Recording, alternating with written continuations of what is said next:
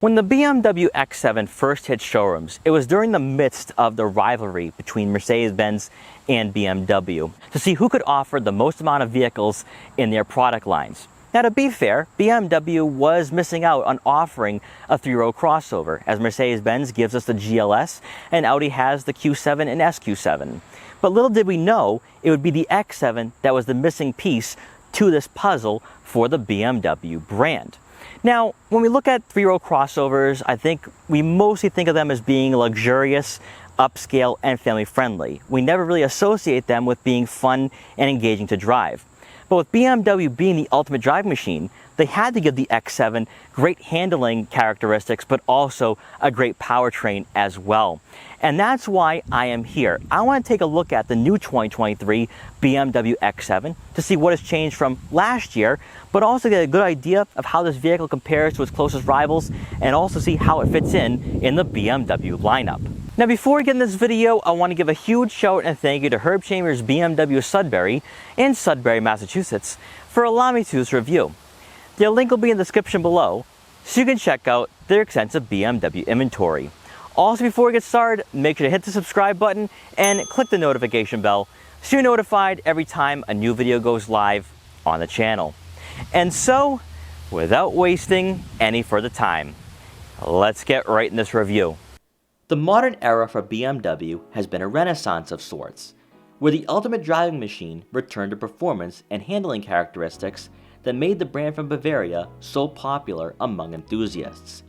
The X7's arrival not only made sense due to demand, but it was a statement to the rest of the market, letting rivals and consumers know that BMW could infuse enthusiast-approved driving dynamics in a large three-row crossover, which hasn't always been the easiest task for the automotive world.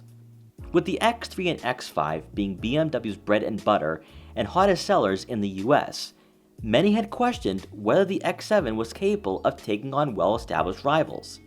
But as we've quickly learned through time, BMW's largest crossover to date was a worthy adversary.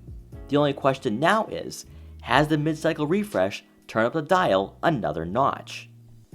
Starting off with pricing, the 2023 BMW X7 M60i comes in at $103,100, which is roughly $38,000 less than an Alpina XB7.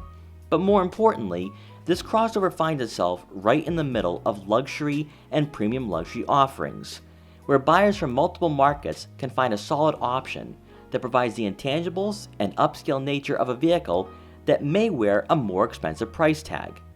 What helped make the X7 such a success early on is that the exterior dimensions aren't too over the top, as it's about 9 inches longer and close to 3 inches higher than an X5. But the width is identical, so your perception behind the wheel really is no different compared to that X5. With 2023 ushering in a refresh, the X7 now has a much more distinguishable road presence compared to other crossovers in the lineup, and that was likely BMW's intention for the LCI, as last year's design was heavily influenced by the X5. Grabbing your attention immediately is the all-new headlights, which have been separated into two different housings, with the top set being home to the LED daytime running lights and turn signals, while the bottoms will be used in adverse weather conditions or at night. Not noticeable during the day, and optional for the xDrive 40i, is the standard cascade lighting for the kidney grills, and this will be a feature we'll be seeing much more of within the lineup, specifically for the 7 and 8 series. This enhances the level of opulence for this crossover, especially for the exterior, and adds another dimension to the functionality of these active air vents, as they open and close when necessary to help cool the engine.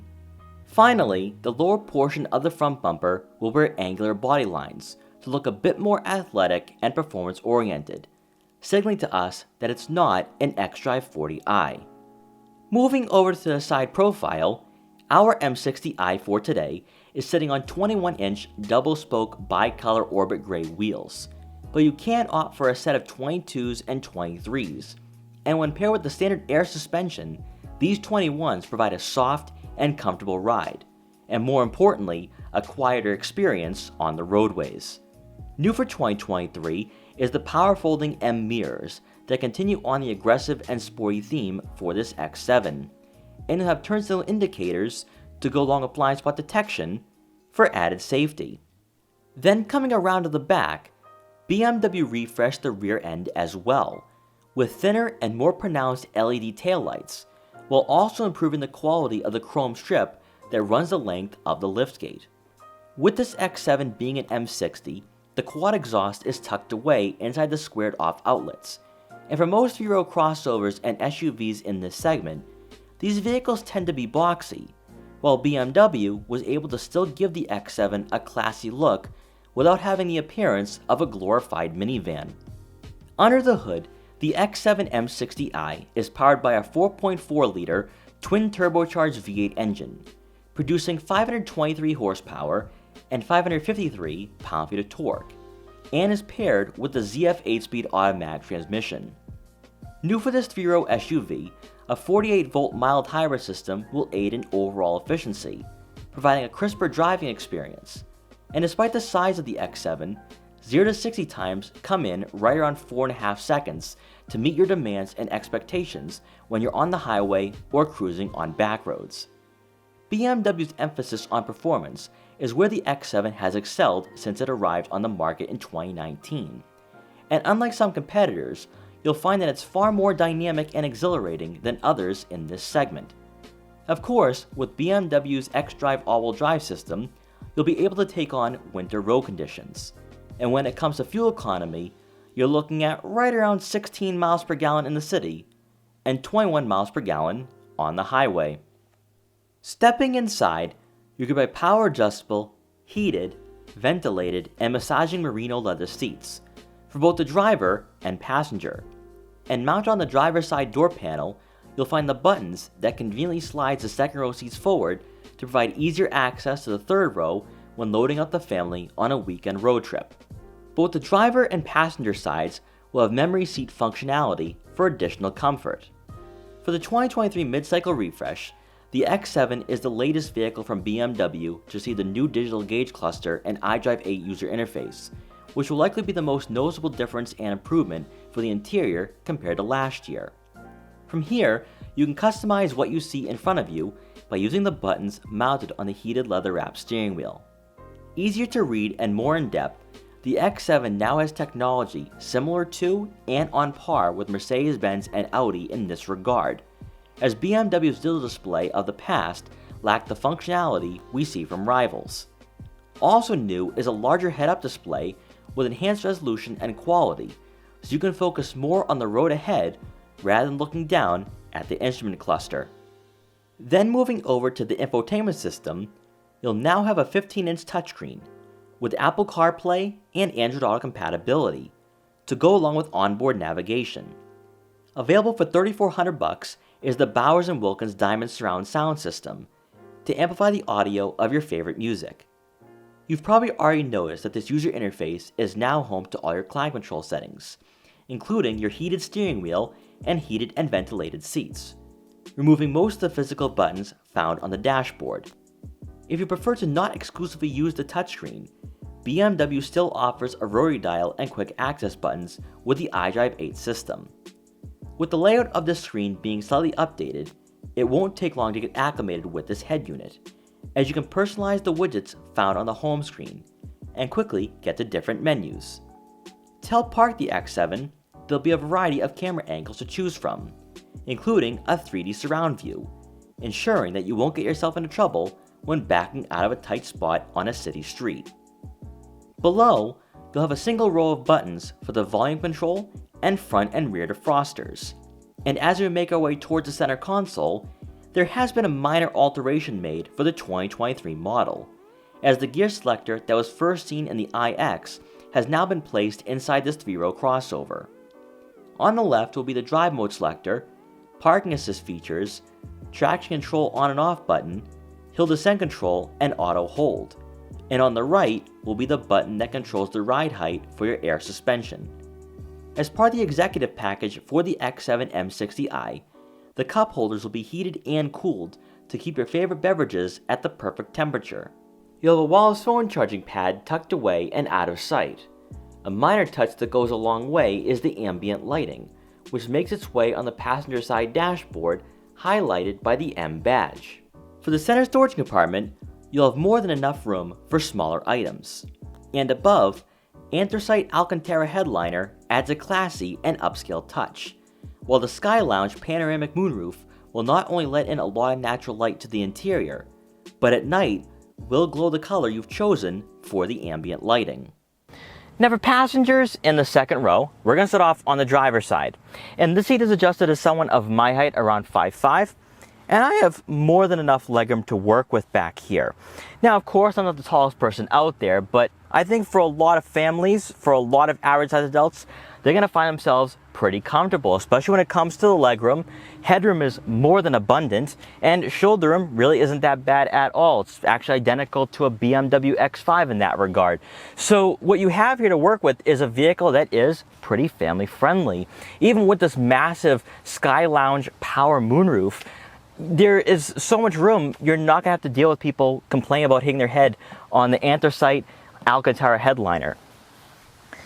Now moving on to the center seat, there is a bit of a lip here, but it doesn't really take away from legroom at all.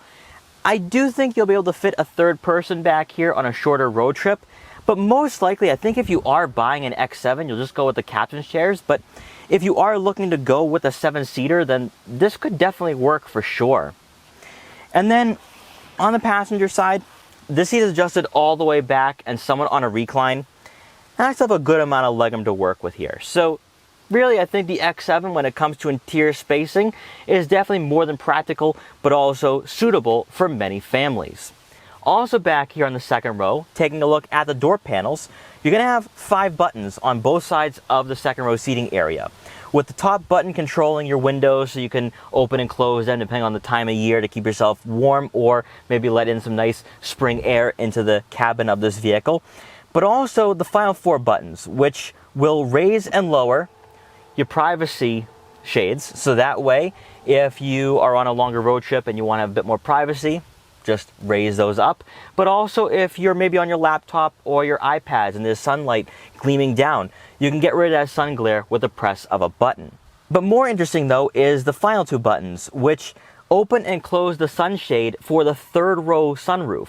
So that way, if there's any sunlight getting into the back of this vehicle and you don't want that gleaming on your smartphone or your laptop, you can close that too, and now you're in an environment where you can see everything on the screen. So I think is pretty cool. Also back here, you're going to have 2 rear air vents for the center console.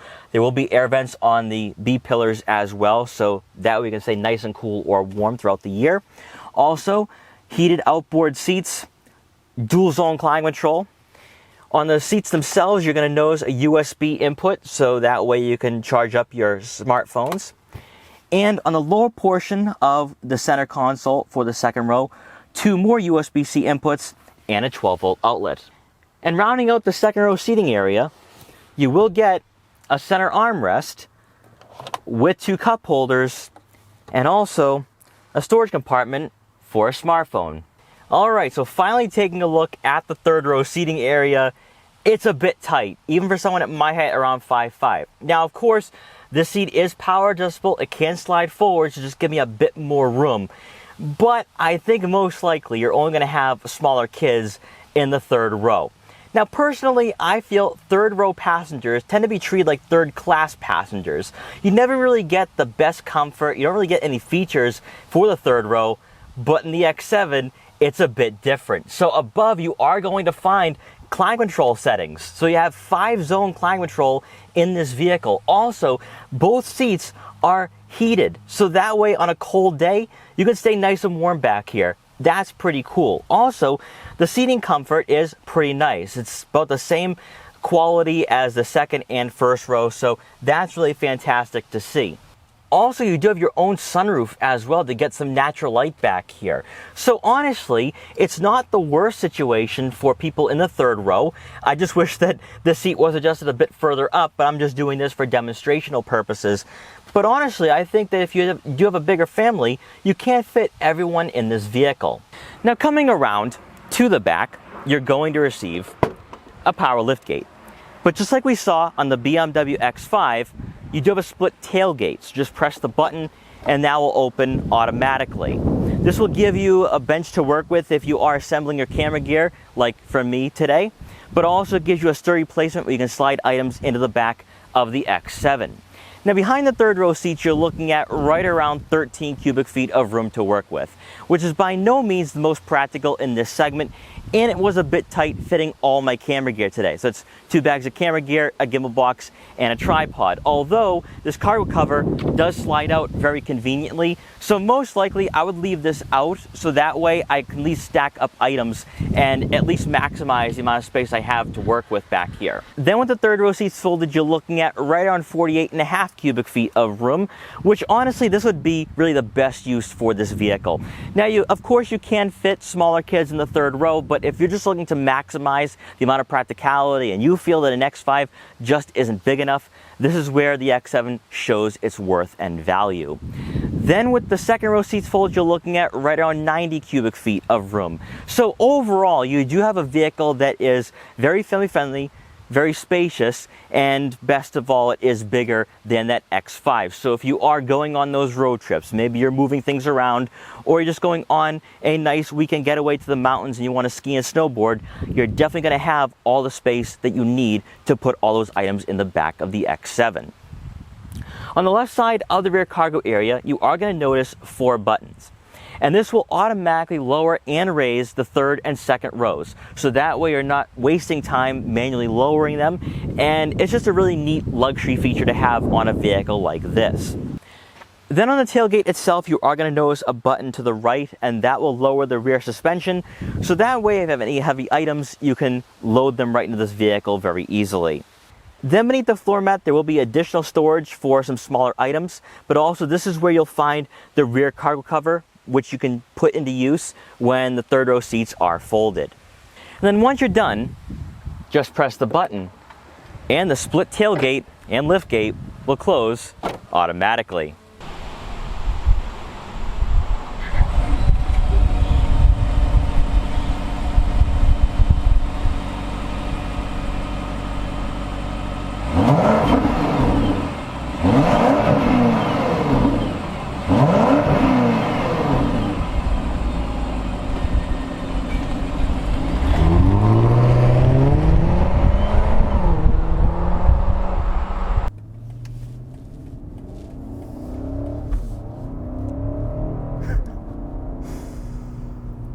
When the X7 first arrived to the market, I think it would be fair to say that BMW was specifically targeting Mercedes-Benz. And Mercedes-Benz and BMW have had this ongoing rivalry in the crossover market for over 2 decades now. But inadvertently, I feel as though the X7 actually could be a great option and viable alternative to some premium luxury brands as well, such as Bentley, Land Rover, Maserati, and also Aston Martin with the DBX. And I think it's mostly because of the performance with this V8 engine, but also the luxury features, the way it rides, and best of all, the pricing. Now, when we look at the BMW lineup, you had the X3, X5, and I think honestly, you could make the claim that BMW didn't need to go in the 3-row crossover direction. But it seems as though that this was the missing piece to BMW's puzzle. Within a short period of time, we're talking like a year or two, this became a pillar. It became one of the best-selling models in the 3-row crossover market in this price range. And when you look at Mercedes-Benz and Audi and others that have been in this game for quite a long time, it's quite remarkable that BMW was able to take over this market in such a short period of time. And I think a lot of it is because BMW, not only are they focused on performance, but the way they designed this vehicle, it's almost like a lengthened X5. And I think a lot of buyers responded quite well to that. For most vehicles of this size, you're going to feel the weight. It's not going to be the most agile or enjoyable driving experience. And yet, BMW once again has really infused the ultimate driving machine into this vehicle.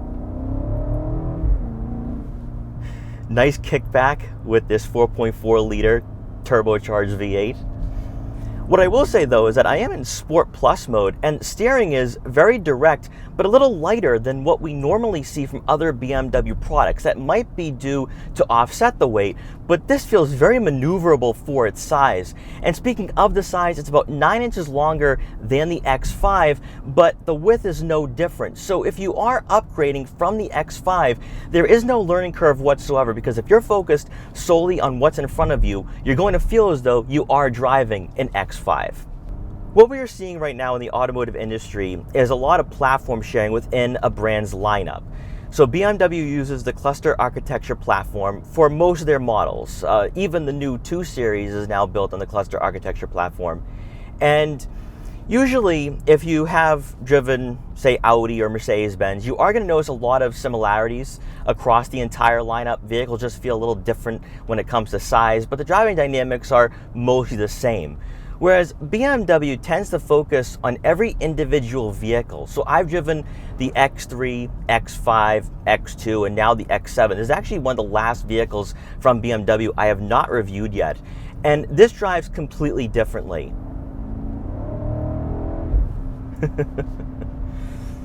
Now, it could be because of the air suspension, but also we have the dynamic handling package, which now comes standard for the 2023 model. And what I'm noticing is that there's a lot of confidence when cornering. I'm having a lot of fun behind the wheel of this vehicle.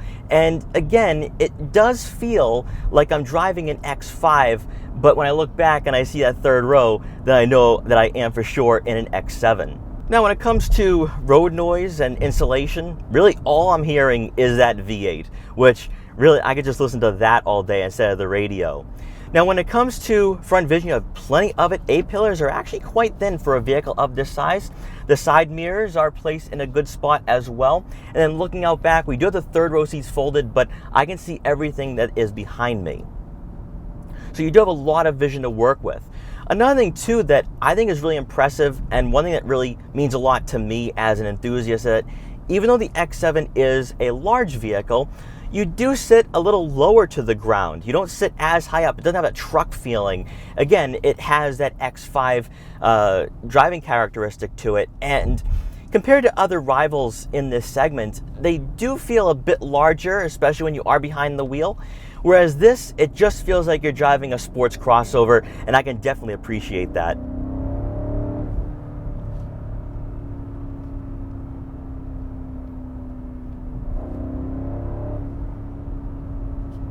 Now, these merino leather seats do provide a decent amount of support. They're not aggressively bolstered, but I won't be complaining in that regard. I am not swaying around at all.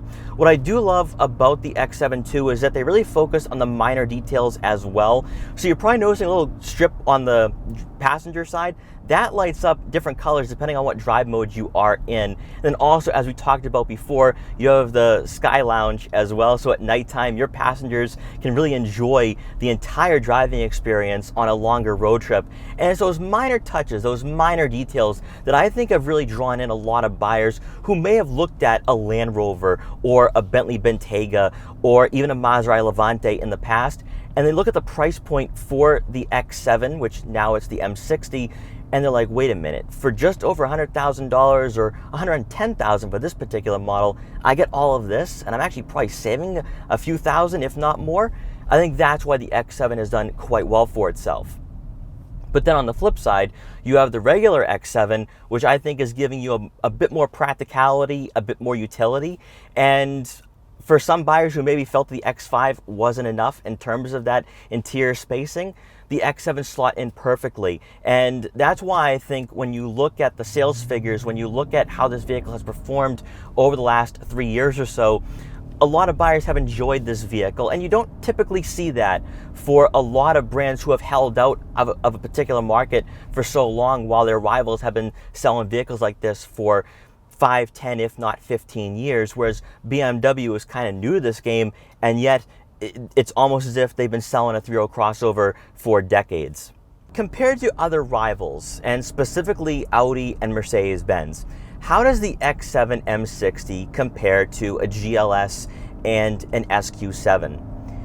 BMW, their primary focus is the performance. So you're not going to have this, I'm not going to say it doesn't have a premium luxury feel, but it's really all about the performance more so than the comfort. Although I am really enjoying my time here, I'm not feeling any bumps or imperfections in the road at all with this air suspension.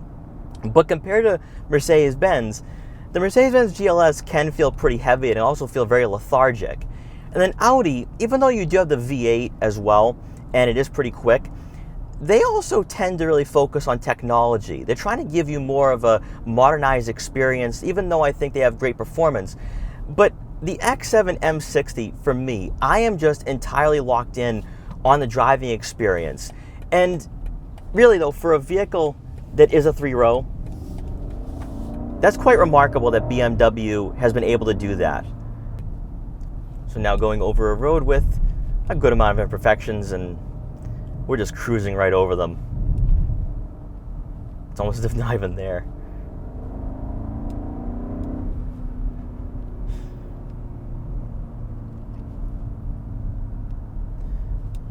Definitely not going to say this is a canyon carver by any means, but I think you could definitely have some fun with this on some back roads.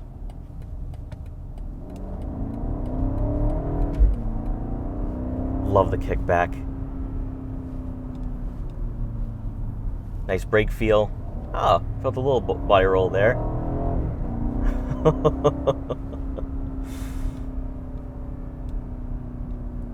The ZF 8-speed has some kick to it. There's actually some engagement there. It's not as buttery smooth as other BMWs with the ZF, and I like that. I really do.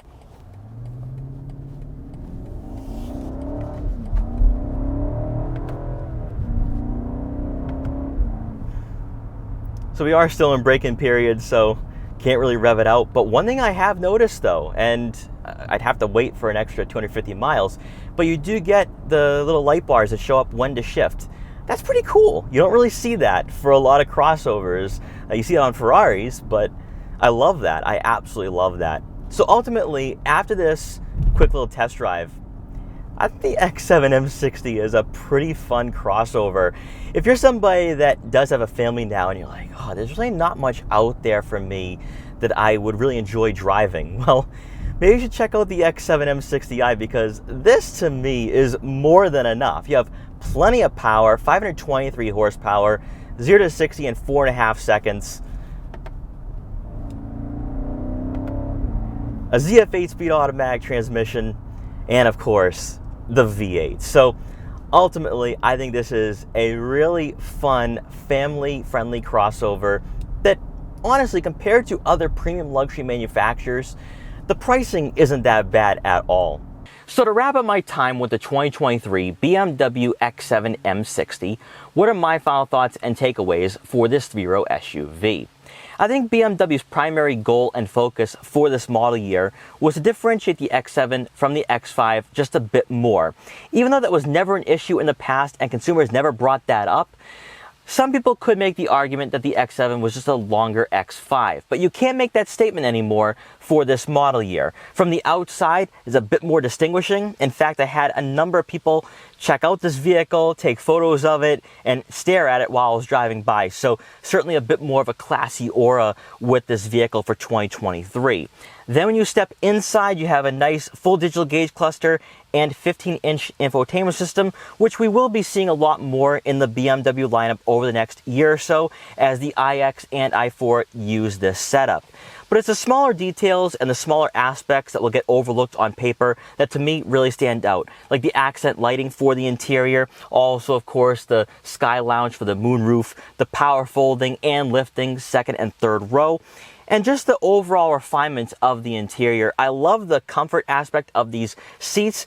And honestly, when you take a look at what this vehicle is providing, not only when it comes to the luxury, but also the driving dynamics as well, where you have a vehicle you don't want to stop driving and really puts a smile on your face for a 3-row SUV, that's quite remarkable. And when you take a look at the pricing at around $100,000, and you're somebody that's maybe looking at a Land Rover, a Maserati, or a Bentley Bentayga, and you're like, you know what, maybe I should save a few $1,000s. That's where the X7 M60 comes into play, and I think it's a great value at its price point. And when you compare it to the Mercedes-Benz GLS or Audi SQ7, I think the X7 goes one step further, and it's also a great vehicle if you're looking to upgrade over the X5. So guys, thank you so much for watching this video. Please like, comment, share, and subscribe for more. Also make sure to follow me on Instagram at Boston Autoblog so you can see what I'm up to and what vehicles I'll be featuring in the future. And I will see you guys next time.